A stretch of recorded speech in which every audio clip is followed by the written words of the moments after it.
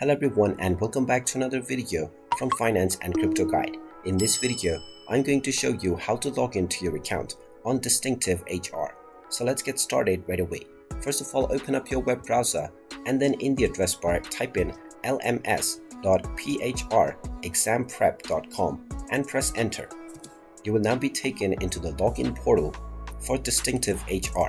Just type in your username within the username box that you have used while signing up for your account, and then enter your account password underneath within the password section.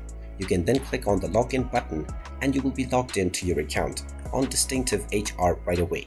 In case you have forgotten your password, you can find the reset password button underneath the login box, which you can click on in order to reset your credentials. And there you have it. That is how easy it is to log into your account on Distinctive HR. If you find this video helpful, make sure you hit that like button and subscribe to our channel if you haven't done so already. Also ring that notification bell to never miss another update from us. Thank you for watching and I will see you again in the next video.